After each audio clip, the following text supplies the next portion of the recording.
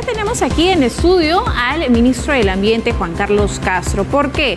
Ayer la presidenta de la República, estando en Francia, Niza, ha suscrito un tratado, el Tratado de Alta Mar, ¿no?, que ha traído consigo varias interpretaciones, confusiones, desinformación, porque se está hablando que afectaría, ¿no?, y esa es la preocupación en sí, si afectaría o no la soberanía de las 200 millas. A fin de aclarar todas estas dudas y conocer en qué consiste, tenemos al ministro.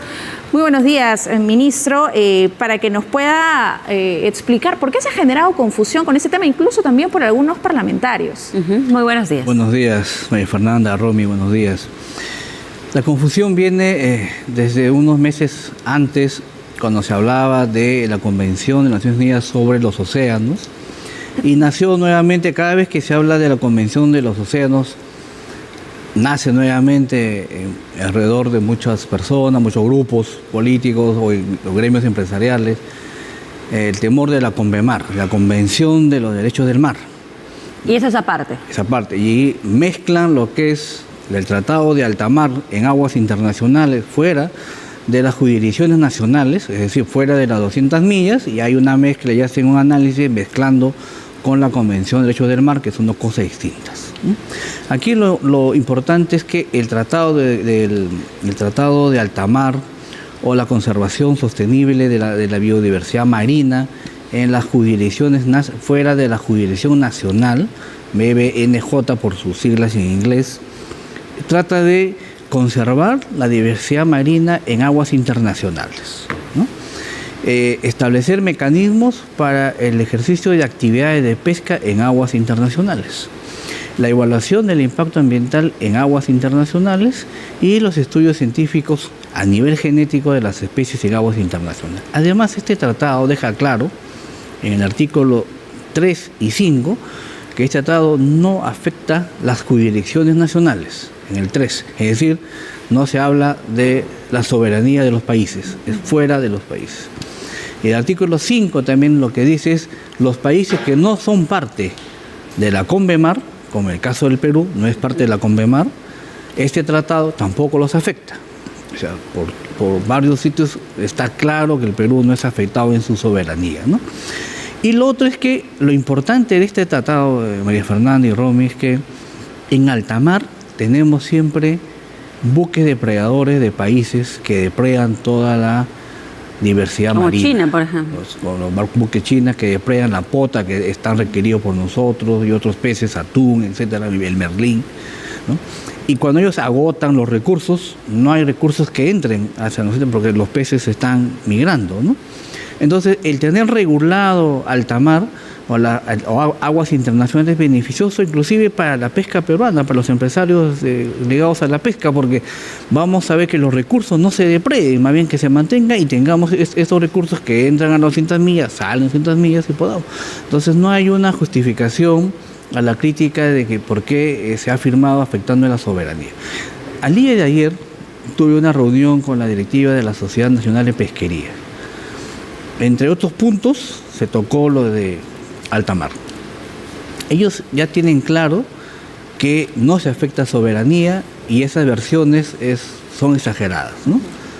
Ellos algunas dudas tienen sobre los permisos en alta mar. Bueno, que ese es un tema que se puede resolver con reuniones técnicas, ¿no? Y la otra, María Fernanda y Romy, es que se ha dicho mucho de que por qué no hemos llevado al debate esta firma del tratado, ¿cierto? Y la Constitución Política del Perú le atribuye al Ejecutivo ese rol de poder analizar de manera técnica los beneficios que puede tener el país frente a una convención, frente a un tratado. Y nosotros lo que hemos hecho es analizar técnicamente que este tratado de alta mar tiene beneficios para el país, respetando la soberanía que el Perú ya dejó marcado hace muchos años, y que la presidenta, teniendo esa información técnica dada por el Consejo, por el Ejecutivo, ha ya firmado, sabiendo la parte beneficio y sabiendo que no se va a afectar la soberanía, que la presidenta jamás firmaría algo que afecte a nuestra soberanía. Eso, en esa línea, ministro, porque desde la crítica también había surgido esta información o desinformación de que la mandataria pues desconocía de repente en la totalidad lo que se estaba firmando, ¿no? Entonces, en esa línea, consultarle cuánto tiempo se ha venido evaluando este tratado de alta mar que ya se concretó, y en todo caso, la Sociedad Nacional de Industrias también se ha pronunciado, en general el gremio empresarial, en la que señalan que habría una afectación pesca, sobrepesca y otros más. Sin embargo, ya creo que va quedando claro. Ya está quedando claro en las múltiples explicaciones que hemos hecho. Esto viene desde hace unos meses atrás, desde abril, que Cancillería hizo un informe sobre el Tratado de Alta Mar, y ahí hemos opinado. Y desde el 2023 hay informes del Ministerio del Ambiente, del Ministerio de la Producción, que hacen un análisis técnico del tratado, porque recordemos que el texto que se ha firmado en Niza no es un texto que se ha elaborado ahí con los países, es un texto que viene elaborándose desde el año 2017 en esta conferencia intergubernamental, los países que han elaborado ese texto, y que ese recorrido terminó en el 19 de junio del año 23. El texto consensuado de los países, y en donde en los artículos 3, 5, 10, 18, los países han dejado claro que su soberanía no puede ser afectada. O sea, no creo que ningún país vaya a firmar un tratado donde afecte su propia soberanía. O sea, está claro lo que se hace en el texto, y hemos hecho un análisis de esos textos, y la presidenta, con esa información, ha ido acompañada de nuestro canciller y ha firmado. O sea, y creo que los pronunciamientos del gremio empresarial, sobre todo de la Sociedad Nacional de Industria y los demás gremios, creo que ha sido apresurado sin un análisis del contexto y de la aplicación del tratado. Son 140 países que se han adherido, pero son 2 momentos para que los tratados entren en vigencia. Los países adhieren, como ahora ha afirmado la presidenta, y para que el Perú pueda estar ya en ese tratado, tiene que ser ratificado por el Parlamento o por el Congreso, ¿no? En los tratados internacionales, la Convención habla de los parlamentos de los países, que es el Congreso. En el Congreso habrá un debate político, un debate con la sociedad civil, con los técnicos, y verá el Parlamento, el Congreso, si ratifica o no esta firma. El Ejecutivo, dentro de sus atribuciones, ha hecho un análisis técnico para ir a esta convención y firmar el tratado. ¿Y cómo quedaría ese tratado de no llegarse a un acuerdo en el Congreso? No se ratificaría. Hoy tenemos 140 países que se han adherido, pero solo, creo que tengo entendido que 40 países, 40 un poco más, han ratificado. Pero para que el tratado entre en rigor, en vigencia, tiene que haber 60 países que lo hayan ratificado. Ahorita el tratado no está en vigor, está abierta hasta septiembre de este año para que los países se adhieran. Ahora, en todo caso, ratificando esto que usted nos comparte, y además también basándonos básicamente en lo que se ha firmado, no afectaría en nada las 200 millas de dominio marítimo del país, ¿no? De nuestro país, que está constitucionalmente también establecido allí. Y entonces, ministro, si de repente podemos hacer esta gráfica, imaginariamente al menos, desde lo que son nuestras costas, 200 millas a alta mar. Fuera de las 200 millas, ¿qué beneficio traería a nuestro país la ratificación de ese tratado de alta mar? Fuera de las 200 millas, los recursos que están ahí, que hoy son depredados... Son aguas internacionales. Sí, aguas internacionales, los recursos que están ahí, que vienen buques y depredan. ¿Cómo quedan especies, por ejemplo? La pota, por ejemplo, la pota, el atún, el merlín, etcétera, que van a alta mar y ingresan después y están en esa migración de entrada y salida. Lo que beneficia al Perú es que al tener un orden, al proteger esa parte del agua que hoy es tierra de nadie, los recursos se van a mantener, no va a haber una sobrepesca en esa zona, y esos recursos van a poder ingresar al Perú, nuestras empresas pescadoras van a poder capturarlas. Hoy hay un peligro, hay una sobrepesca, y pone en riesgo esos recursos. Esa sí es un riesgo para los empresarios, porque nadie está controlando lo que está pasando en alta mar hoy. Y la idea de este tratado es que los países coordinemos, contribuyamos a proteger esas áreas de tal manera que nuestras actividades reguladas por nosotros no se vean afectadas por los recursos que se están depredando, y más bien es conservar esos recursos de diversidad biológica marina, ¿no?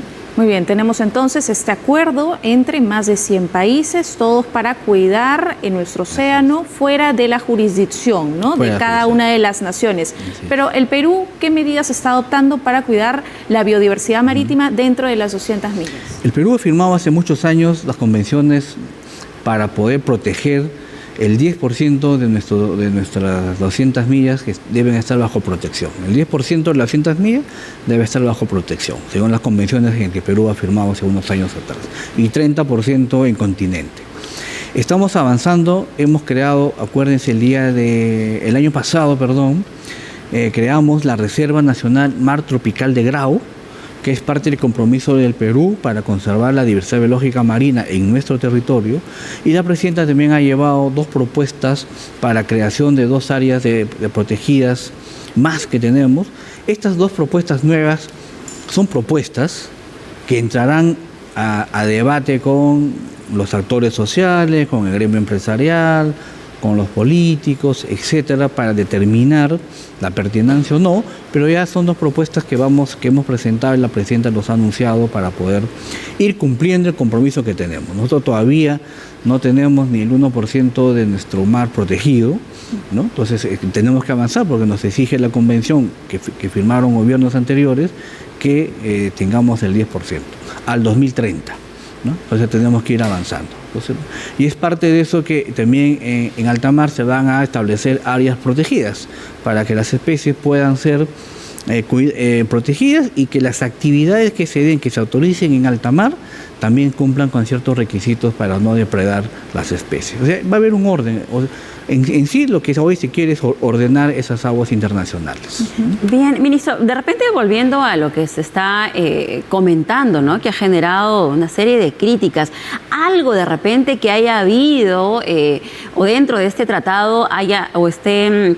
de repente hay un perjuicio a nuestro país o definitivamente absolutamente nada. En todo caso, si es así, ya usted nos ratifica ello, ¿qué hay detrás de toda esta campaña de desinformación que se viene desarrollando? Porque al ciudadano de a pie llega esta noticia que nos está afectando el dominio marítimo y definitivamente pues hay una reacción negativa además. Yo creo que hay 2 aspectos acá. Uno, hay un desconocimiento por un grupo de empresarios y algunos políticos que desconocen estos temas de los tratados, a pesar que este texto de tratado está colgado en la página de las Naciones Unidas y es de acceso libre a cualquier persona, ¿cierto?